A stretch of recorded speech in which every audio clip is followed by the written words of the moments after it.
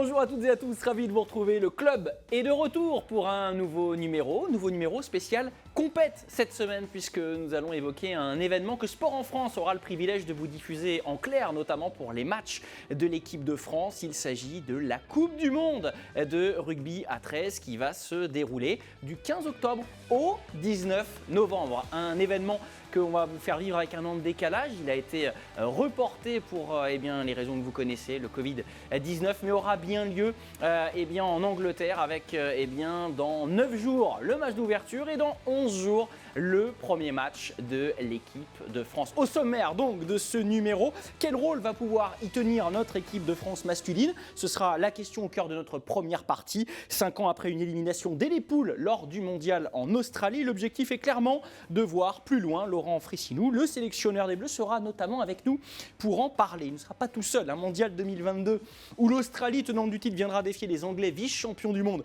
chez eux dans une compétition pour la première fois de l'histoire.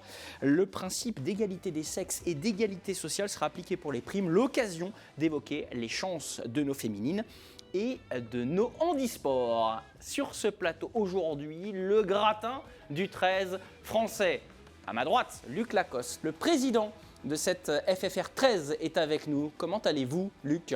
Très bien et surtout très heureux d'être avec vous sur cette antenne et avec vos auditeurs. Eh bien, le plaisir est partagé, ils sont même téléspectateurs, ils peuvent vous voir, Luc, figurez-vous. Absolument. Eh oui, c'est formidable. Il va être votre commentateur, il va être l'homme qui aura les yeux sur le terrain, notre spécialiste et journaliste indépendant. Julien Jeunesse nous accompagne pour cette émission. Bonsoir à tous, bonsoir Max. Salut Julien, bienvenue. Bonsoir à tous. Ravi de t'accueillir pour ce rendez-vous et pour l'aborder aujourd'hui. Puis à distance aussi, on prend la direction du Sud, l'un des fiefs évidemment de cette discipline, avec d'abord le sélectionneur Laurent Fressinou qui nous fait l'amitié de nous accompagner également. Salut Laurent. Bonsoir à tous. Oh, une super connexion, en plus c'est fluide, c'est limpide, on aime les moyens modernes comme Laurent. Et Éloi Pélissier qui est lui sur la gauche de votre écran. Éloi, talonneur du Toulouse Olympique et donc de cette équipe de France. Salut Éloi. Bonsoir tout le monde.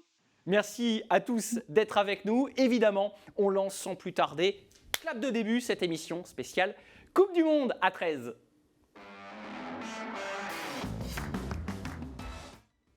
Rendez-vous face à la Grèce, donc à Doncaster et ce Keep Mode Stadium de 15 000 places dans 11 jours donc, pour lancer ces hostilités. 16e édition de cette Coupe du Monde. Avec nous, on a Laurent Fressinou, le sélectionneur que vous avez nommé, mon cher président, il y a maintenant un petit peu plus d'un an, 18 mois d'ailleurs quasi jour pour jour. Après cette année et demie où ça a été, j'imagine, l'alpha et l'oméga de votre quotidien, Laurent, ça y est, on arrive dans ce vif de la compétition, presque en tout cas. Qu'est-ce qui prédomine? J'imagine que l'excitation, c'est même un euphémisme, non? Oui, bien sûr, ouais, très excité. Alors c'est vrai que si on revient un an en arrière, on était très déçus qu'à cause de la pandémie, cette compétition ait été reportée, mais quelque part, c'est un mal pour un bien. On a pu travailler justement pas dans l'urgence et au jour d'aujourd'hui, on est quasiment prêt. Tout est planifié, tout est finalisé pour au minimum 4 semaines de compétition, en espérant un peu plus. Alors vous avez été notamment entraîneur des Dragons catalans, le club fleuron en France de ce rugby à 13. Racontez-nous ces premiers mois. On sait que Luc suit ça de très près, cet avant mondial notamment. Racontez-nous ces premiers mois là, de prise de fonction pour amener jusqu'à cet objectif qui est l'objectif numéro 1 de briller dans cette compétition. Les premiers mois, on a justement avec Luc, on a choisi d'avoir à mes côtés comme directeur de rugby Trent Robinson, qui est un des meilleurs entraîneurs à l'heure actuelle, notamment en Australie, à NRL. Et voilà, on a énormément partagé sur, en premier lieu, la philosophie de jeu qu'on voulait mettre en place, mais également toute cette histoire, toute cette culture d'équipe qu'est l'équipe de France. Vous savez, on a l'équipe de France qui a effectué son premier match en 1934. on se retrouve en 2022. Donc voilà, il y a de l'eau qui est passée sous les ponts. Il y a eu des périodes fastes, des périodes avec énormément de gloire dans le rugby à 13. On a perdu un petit peu ça et il faut qu'on retrouve tout ça et on met toute notre énergie avec le staff, avec Trent, avec Luc, justement pour que la France et le rugby à 13 français reviennent au devant de la scène. Éloi, vous allez vivre votre troisième Coupe du Monde. Vous êtes l'un des tauliers, en tout cas des cadres de cette équipe. Chaque rassemblement, chaque minute passée avec les Bleus, chaque test match, chaque compétition a été tournée vers cet objectif. C'est le sentiment des dernières semaines, des derniers mois de préparation qu'on a de l'extérieur. Est-ce que vous avez déjà vu autant de professionnalisme, de minutie au moment d'aborder un tel rendez-vous ? Non, c'est vrai que c'est ce qu'on comme je te dis, aujourd'hui on a quand même de la chance parce que en 2010, quand j'ai commencé avec l'équipe de France, ça n'avait rien à voir. C'est beaucoup de joueurs jouent en élite. Là, les 80, peut-être 100% d'équipes seront professionnels. Et on a la chance d'avoir un staff. Dans ce laps de temps. On a la chance d'avoir un staff professionnel de qualité, enfin, vraiment des infrastructures. On va aller à Bordeaux, enfin, vraiment, on est dans les meilleures conditions qu'on peut être. Et maintenant, voilà, c'est vrai que c'est très excitant de pouvoir travailler dans des conditions comme ça, parce que ça n'a pas toujours été le cas en équipe de France. Et en tant que joueur, on apprécie énormément. Sport en France peut d'ailleurs en certifier. On vous remercie tous autour de cette table et à distance de nous avoir ouvert vos portes, puisqu'on vous a suivis pendant 4 jours pour un inside. C'était en amont et pendant le dernier test face au Pays de Galles au mois de juin. Et on vous a sélectionné un petit moment pour revenir sur cette préparation. On la détaillera un petit peu plus tard, tous ensemble, cette préparation. Mais ce moment avec le kiné plus, Jean-Michel Grand. On regarde ça. Jean-Michel Grand, ancien kiné du 15 de France, en profite lui pour se coordonner avec Mathias Pala, le préparateur physique, autour des différents protocoles à appliquer avant la Coupe du Monde. Là, tu as les protocoles qu'on va donner à chacun. Qu'il avait travaillé, qu'il avait gagné. Il a gagné, putain, heureusement. On a parlé surtout avec les kinés qui eux élaborent un test, donc ça s'appelle le test GMC, qui recherche des déséquilibres posturaux. Donc on a la chance d'avoir Jean-Mi quand même qui a bossé avec l'équipe de France de rugby à 15 et ils se sont rendus compte qu'avec ce test, ceux qui n'avaient pas la moyenne au test, dans 100% des cas il y a eu des blessures sur 2 Coupes du Monde. Donc on sait que les joueurs qui ne sont pas dans la moyenne, ils sont à risque. Donc après, c'est leur faire comprendre ça, leur faire comprendre qu'ils doivent bosser justement pour éviter les blessures. Bouge pas. Parce que là, si tu vas plus loin, il se décolle. Attends, voyons. Top, pas plus. T'as vu, c'est un peu plus raide. Attends, bouge pas. Hein. Et là, c'est 5. 3 à droite, 5 à gauche. Normalement, à 13 cm, on doit toucher le mur quand on a une bonne souplesse. Non, mais plusieurs fois fracture de cheville, plusieurs fois de grosses entorses plâtrées. Ça explique peut-être cela. Ceci explique cela. Mais celui-ci explique cela. Mais ça doit être quand même récupéré. On peut le récupérer encore. Ceci explique cela, Éloi, probablement, effectivement. Alors, juste une petite chose en termes de langage. GMC, vous avez entendu Global Mobility Condition ou conditions de mobilité globale pour franciser. 3 mois plus tard, le corps est optimisé. Éloi ? J'ai suivi le protocole. Ils nous ont envoyé un protocole sur des fiches sur WhatsApp et honnêtement, j'ai suivi au moins 3 fois par semaine le matin ce protocole. Donc du coup, j'espère avoir un meilleur résultat. Donc j'espère surprendre le grand Jean-Michel. Luc, évidemment, là, on fait un petit clin d'œil à Éloi, mais l'idée, c'est d'aller plus loin. On n'est pas sur de l'anecdote, on est tourné vers la performance. Quelles ont été les innovations, les investissements faits à votre initiative pour justement aller loin dans ce projet-là et un projet un petit peu plus lointain qu'on abordera aussi tout à l'heure? Oui, mais effectivement, quand j'ai été élu à la présidence de la fédération, on avait un de nos objectifs qui était Urgence France Demain, qu'on qualifie comme tel. Pourquoi ? Parce qu'on considère que pour le développement d'un sport, il est important d'avoir un flagship, un drapeau qui porte l'ensemble du mouvement trésiste. Et donc, il fallait faire des réformes en profondeur. Alors, ces réformes, elles ont été de plusieurs ordres. Premièrement, la mise en place d'un staff professionnel avec l'arrivée de Laurent Fraissinou effectivement l'arrivée de Trent Robinson derrière, qui nous a apporté énormément dans la compréhension du très haut niveau et dans toutes les méthodes qui devaient être mises pour le très haut niveau. Et puis bien évidemment, j'ai laissé libre, dans un cadre budgétaire, mais libre, le staff et Trent Robinson pour s'entourer des meilleurs. Et effectivement, je crois que le staff de l'équipe de France est largement composé de gens très compétents. Ça, c'était le premier point, c'était les staffs et les personnels. Puis derrière, il fallait retrouver des structures en capacité de recevoir du monde professionnel. Et c'est là-dessus que nous avons trouvé des accords, notamment à Bordeaux, mais pas qu'à Bordeaux, puisqu'on est allé faire des stages ailleurs qu'à Bordeaux, mais notamment à Bordeaux dans des installations de très haut niveau, pour permettre d'offrir à l'ensemble de nos joueurs une préparation très qualitative. Alors maintenant, il faut atteindre les résultats.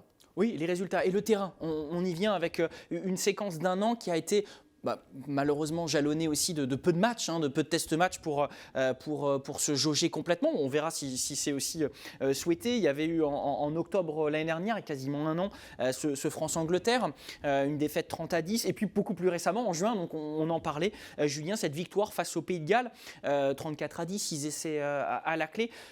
Quand retirer en attendant des échéances de prochains rassemblements décisifs avec un amical face au Tonga de ces derniers matchs, Julien? Il y a de la continuité pour l'équipe de France. Quoi qu'il arrive, cette équipe de France, elle domine les autres nations britanniques ou en tout cas européennes, hors Angleterre, parce que ça reste une marche, Laurent le sait, les joueurs le savent, ça reste une marche à franchir. Ils sont capables de le faire sur peut-être un coup, ils le savent aussi, les joueurs. Donc pour l'instant, ce match contre le Pays de Galles, c'était juste une continuité. On en a parlé aussi avec le président. C'est difficile d'avoir des fenêtres pour des matchs internationaux. Donc il y a moins d'opposition face à ces grosses nations ou alors face aux grosses nations du Sud. Mais on peut dire qu'en ayant battu, en marquant 34 points, en incorporant des jeunes, on sait qu'il y avait des petits nouveaux, Arthur Mourgue notamment, il y a des jeunes qui poussent aussi, Sangaré, bref, il y a pas mal de jeunes qui sont derrière, qui vont arriver et qui vont pousser les anciens. Je pense à Éloi, mais il y a Rémi Casti, Fouad Yaya, Tony Gigot, il y a Théo Fage. Bref, il y a plein de noms qui circulent autour de cette équipe, des joueurs qui sont là depuis longtemps. Et puis, il y a toute une nouvelle génération qui tend aussi à montrer ce qu'elle sait faire. Donc, pour le moment, cette équipe de France continue de grandir et donc elle a plusieurs objectifs, court terme et moyen terme, on va dire, avec 2025. On aura l'occasion effectivement de développer tout ça. Julien, je m'attarde sur votre début de réponse. Qu'est-ce qui a rendu la difficulté justement d'organiser cette phase préparatoire? C'est quoi les difficultés au niveau de ce calendrier pour celles et ceux qui vont suivre la Coupe du Monde avec nous, mais qui ne connaissent peut-être pas le quotidien aujourd'hui et les contraintes au niveau du 13? Il y a un chevauchement de calendrier entre différentes divisions. C'est ça, Président? Oui, et puis surtout, il y a un très grand championnat dans lequel jouent nos deux clubs phares, qui étaient le Toulouse Olympique et les Dragons catalans, qui a fait la Super Ligue anglaise, qui laisse finalement très peu de fenêtres de tir pour pouvoir faire en sorte et laisser du temps à nos joueurs qui sont essentiellement sortis de ces deux clubs pour pouvoir se préparer. Donc je remercie vraiment, ils ont fait un boulot remarquable, tant les joueurs que le staff de l'équipe de France, pour quand même réussir à se réunir à certains moments. Mais pour les matchs internationaux, malheureusement, on n'a que peu de dates. Laurent, la compétition sera le seul juge de paix. Dans ces cas-là, on va pas vous demander de tirer un bilan de préparation en sachant que le prochain rassemblement débute mardi, le 4 octobre. Donc ce sera là aussi la clé. Mais cette séquence-là qu'on qualifie avec ces quelques matchs de prépa et cette année écoulée, quand vous la regardez dans le rétroviseur au niveau implication des troupes, au niveau principe de jeu, est-ce que vous en êtes satisfait? Alors si on prend le match contre l'Angleterre en octobre dernier, on fait un très très mauvais début de match où on prend en 20 minutes 20-0 pour terminer sur le score de 30-10. Ce qui veut dire que pendant 60 minutes, on a tenu la dragée haute à la grande équipe d'Angleterre. Donc voilà, si on arrive à gommer cette entame de match, voilà, on peut être optimiste. Au mois de juin dernier, on a joué une équipe de Pays de Galles et justement, on voulait encore plus élever notre niveau, sans parler de l'adversaire, parce qu'on sait que le Pays de Galles est un peu plus faible que l'Angleterre, mais encore une fois, juste se concentrer sur nous, où on fait une très bonne entame, où on mène 12-0 à l'entame, mais pendant les 40 premières minutes, vraiment, on commence à prendre l'ascendant sur l'opposition. Et donc voilà, le but et ce qu'on a partagé avec les garçons, c'est à partir de octobre de 2021, le Pays de Galles, on aura ensuite le Tonga, la Grèce, l'Angleterre à nouveau et les Samoa qui seront, qui seront vraiment notre dernier objectif, ce que les Anglais appellent de last game. Donc on veut monter en puissance depuis octobre 2021 jusqu'au 30 octobre 2022 contre les Samoa. Avant de parler objectif, un dernier mot sur cette préparation où je vous renvoie, chers téléspectateurs, sur notre appli Sport en France pour voir tous les replays et notamment cet insight, ce 26 minutes comme on l'appelle dans le jargon qui est vraiment super. Vous nous avez ouvert vos portes et on a pu voir les coulisses d'une séquence préparatoire, en tout cas d'un rassemblement et c'était vraiment de l'excellent boulot de la part de nos équipes à voir et à revoir. Oui, objectif parce que président, il y en a forcément, surtout dans cette vue à moyen terme qu'on développera. Comment, après une Coupe du Monde ratée en 2017, avec cette sortie en poule, avec un changement de mandature, on peut ne pas imaginer qu'il y a un petit peu de pression sur ce rendez-vous pour tout le monde, hein, à votre échelle, pour les joueurs, pour le staff aussi. Vous y mettez beaucoup, j'imagine. Oui, on y met beaucoup d'énergie, on met aussi, et je mets beaucoup de pression parce que à un moment, oui, pour progresser, il faut qu'on le constate dans les résultats. Donc la pression, tout le monde l'a un peu, mais les joueurs savent la vivre, le staff sait le vivre, sait vivre la pression. L'important, c'est qu'on se donne des vraies ambitions, désormais, dans le rugby à 13 français. Et c'est peut-être parce qu'on se donne des grandes ambitions qu'on veut aussi avoir des résultats et des grands résultats. Donc oui, de la pression, mais c'est le sport de haut niveau qui veut ça, donc pas de problème. Laurent, l'objectif top 8, c'est un défi ou c'est une balade? Alors écoutez, ça ne va pas être une balade. Je pense que dans le reportage, vous avez plutôt bien expliqué. On sait que les Samoa nous sont supérieurs. On sait que les Anglais nous sont supérieurs. Mais sur un match avec ces joueurs de l'équipe de France qui ont connu le haut niveau, le très haut niveau pendant toute une saison, qui ont connu les petits détails du haut niveau, qui se sont construits. On sait que sur un match, on peut gagner n'importe quelle nation. Donc ça va être très compliqué. Il faut savoir que la Grèce va être composée à 80% de joueurs australiens, notamment de joueurs évoluant à NRL. On connaît le niveau des Anglais. Au jour d'aujourd'hui, les Samoa, l'équipe des Samoa va être composée à 50% par des joueurs qui auraient pu être éligibles pour jouer pour la meilleure nation du monde, à savoir l'Australie. Ils ont préféré choisir leur pays héritage, à savoir les Samoa. Donc ouais, ça va être très très compliqué, mais voilà, c'est ce qu'on a partagé avec Luc. Je serais pas en position si j'y croyais pas, et j'aurais pas pris des garçons comme Éloi, comme Benjamin Garcia, comme Arthur Mourgue, et j'en passe, si eux non plus n'y croyaient pas. On va faire un petit peu de projection parce que vous avez un petit peu devancé la suite. On est clairement là dans cette Coupe du Monde déjà. Je vais faire une petite pirouette à notre chef d'édition Julien Perronnet. Est-ce qu'on pourrait voir justement ces différentes poules de cette Coupe du Monde avec eh bien une nouveauté, 16 équipes et plus 14, 4 poules de 4 donc.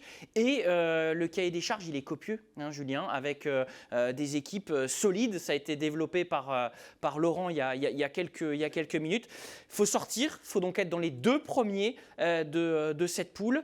Une victoire suffisait quand il y avait cette Coupe du Monde à 14. Il fallait être dans les 3, c'est ça, hein? Tout le monde le sait, poule A, poule B, il fallait être dans les 3. Et puis il y avait un qualifié souvent dans la poule de 3.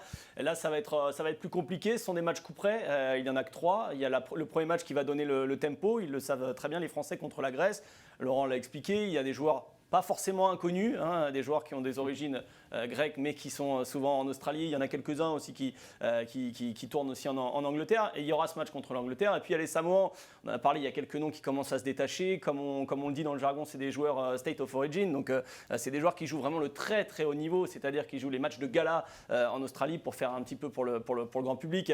Junior Paolo, Suhaili, la nouvelle pépite aussi des Roosters, ou encore Josh Papali seront présents, hein, normalement. Donc c'est vrai que ça fait une ossature samoane qui est vraiment importante et qui va donc donner du fil à retordre si c'est ce match coup près que l'on attend du côté français. Bien sûr, avec donc au calendrier et sur vos agendas France-Grèce 17 octobre avec vous. Julien, cette équipe de France, là aussi pour celles et ceux qui ne suivent peut-être pas le quotidien, dans l'échiquier mondial on la situe où? Et les grandes nations, voilà, rapidement, est-ce que vous pouvez nous planter un petit peu ce décor, Julien? J'ai entendu NRL, championnat fort, est-ce que vous pouvez nous en dire un petit peu plus? On rappelle que l'Australie est tenante du titre face à l'Angleterre. Voilà, déjà. Exactement, et pour faire très très simple, je reviens sur ce que je disais tout à l'heure, il y a l'Angleterre ici sur le continent européen, derrière l'équipe de France domine l'Irlande, le Pays de Galles et l'Écosse, en tout cas c'est ce qui s'est passé il y a quelques temps de cela pour l'Euro, et puis il y a tout cet hémisphère sud avec tous les joueurs qui gravitent autour de la NRL, qui est le championnat phare en Australie, avec des franchises, là pour le coup ce sont bien des franchises, c'est pas le cas en Angleterre, et avec le Théo et les Dragons c'est pas tout à fait la même chose, ce sont pas vraiment des franchises puisqu'il y a des relégations, mais pour revenir sur cette NRL, vous avez des joueurs qui peuvent être éligibles pour l'Australie, mais en plus la fédération internationale est moins regardante, il y a des joueurs qui changent de nationalité au cours de leur carrière, qui peuvent aller jouer pour les Néo-Zélandais, ensuite être éligibles pour les Samoans, ça arrive aussi assez souvent, donc voilà, il n'y a pas des opportunités, je dirais, mais c'est vrai que ces équipes sont vraiment constituées de 20 joueurs hyper compétitifs, capables de jouer dans les trois plus grandes nations mondiales. Donc 1, 2, 3, il y aurait normalement l'Australie, l'Angleterre et parfois la Nouvelle-Zélande, puisqu'elle a déjà gagné le titre. Mais derrière, les Samoans, les Fidji et les Tongiens sont pas loin. On va jouer serré, en tout cas, et ce serait un plaisir que de vous suivre sur Sport en France pour ces matchs des Bleus. Mais pas que les matchs des Bleus, puisqu'il y aura 3 finales qui seront à suivre, car on profite du même espace-temps pour voir 2 autres compétitions dont on vous parle tout de suite.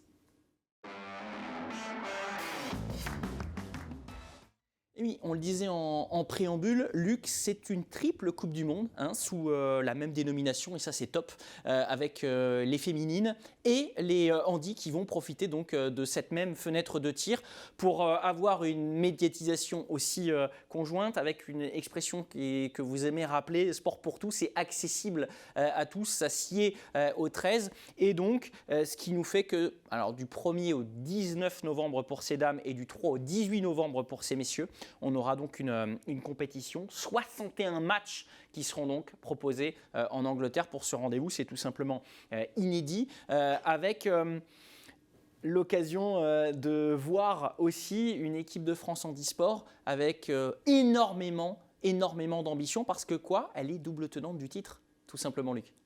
Absolument, une énorme ambition pour nos amis du para 13 fauteuils. On est effectivement double champion du monde. Ça sera plus compliqué aujourd'hui parce que aujourd'hui, les autres nations se sont quand même considérablement améliorées, notamment l'Angleterre. Mais on reste confiant et l'objectif est effectivement de garder le titre. Ça sera une très très belle compétition, la compétition fauteuil. Je crois savoir qu'effectivement, elle sera également retransmise sur Sport en France. Et on ne peut inviter que vos téléspectateurs à suivre ça de très près. C'est extraordinaire à regarder, c'est très télégénique. Ouais. Et en plus, plus, une découverte aussi. Oui, effectivement, c'est une découverte. On en a parlé. Les contacts sont véridiques. C'est du vrai rugby. Le son aussi, parce que on l'a dit, les contacts et le son, forcément. Les joueurs y vont, et c'est vrai que c'est intéressant de pouvoir voir cette pratique qui, au-delà du simple fait que ça soit du handi, c'est une autre pratique du rugby, parce qu'il y a la même intensité, la même vélocité sur le haut du corps, et c'est vraiment très impressionnant. 4e édition pour ces handisports, donc on suivra avec cette volonté d'aller chercher pourquoi pas un 3e titre. Et puis chez les filles, 24 joueuses retenues, déjà par Vincent Baloup, votre sélectionneur de l'équipe de France féminine.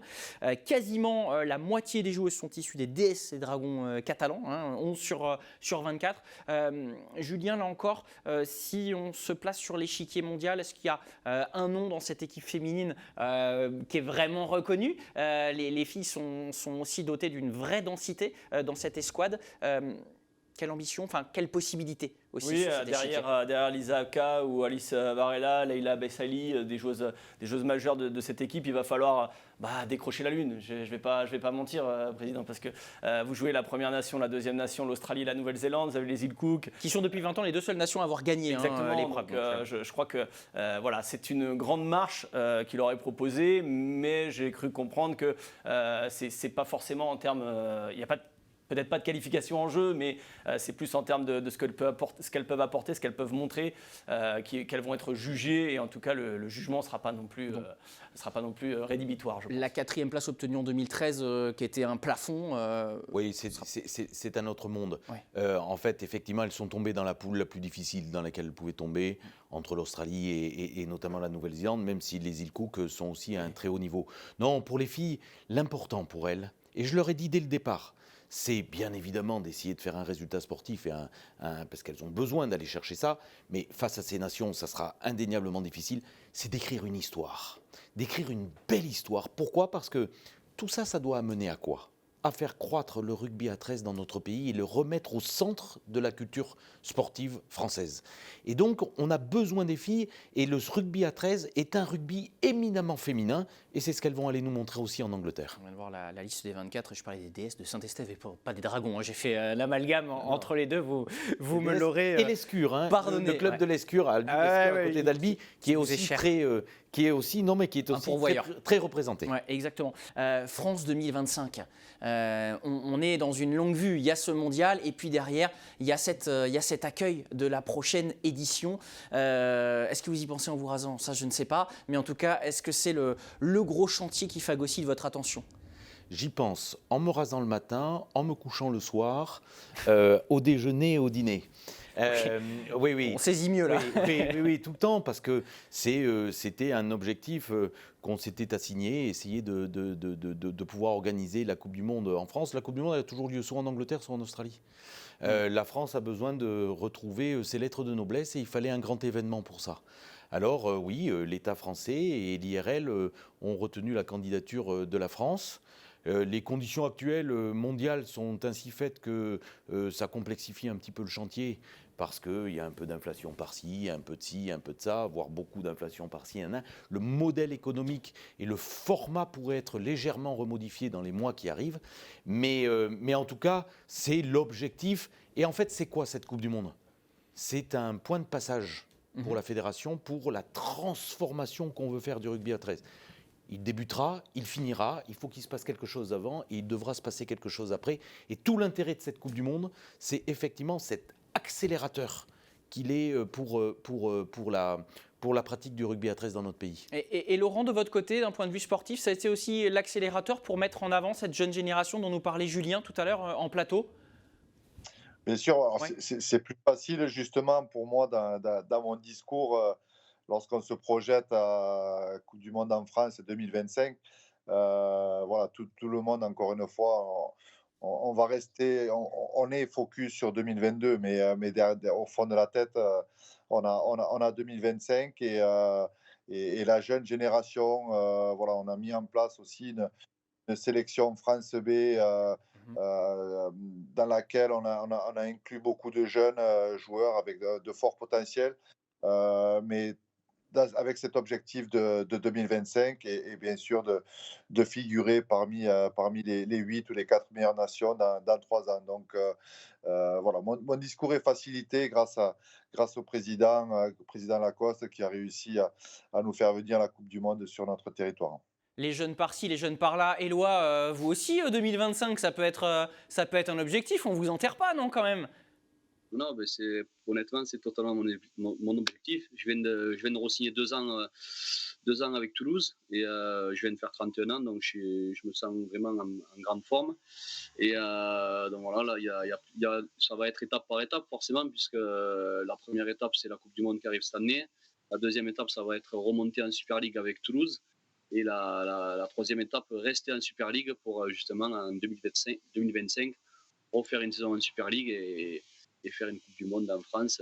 Pourquoi pas finir par ça ou continuer après si mon corps, mais honnêtement mon corps me le permet aujourd'hui, donc je vois pas, il n'y a pas de raison qui ne me le permettrait pas plus tard. C'est à moi de rester au niveau. Ne demandez pas à Éloi Pellissier ce qu'il fait dans les 3 prochaines années. En tout cas, on a bien compris, l'agenda est bien plein avec ses objectifs. Eh bien, on vous souhaite de prendre ces événements les uns après les autres pour utiliser une expression bien utilisée dans le verbiage sportif. En tout cas, on vous souhaite un super mondial, une très belle Coupe du Monde. Merci Laurent d'avoir été avec nous. Merci Éloi, Luc. Eh bien, on suivra évidemment cette équipe de France. Julien, vous serez avec nous évidemment à l'image pour ce mondial. Merci en tout cas d'avoir assisté à cette émission. Excellent mondial à cette équipe de France. Quant à vous, vous revenez évidemment avec nous jeudi. Nous, on sera là pour un prochain opus de sport en France et surtout du club de cette émission qui nous est chère. Merci à Thomas, notre réalisateur, Julien qui me parlait dans l'oreillette, notre chef d'édition. On remercie Elisa, on remercie Renaud, on remercie Clément aussi, sans qui cette émission ne serait pas réalisable, tout simplement. À très vite.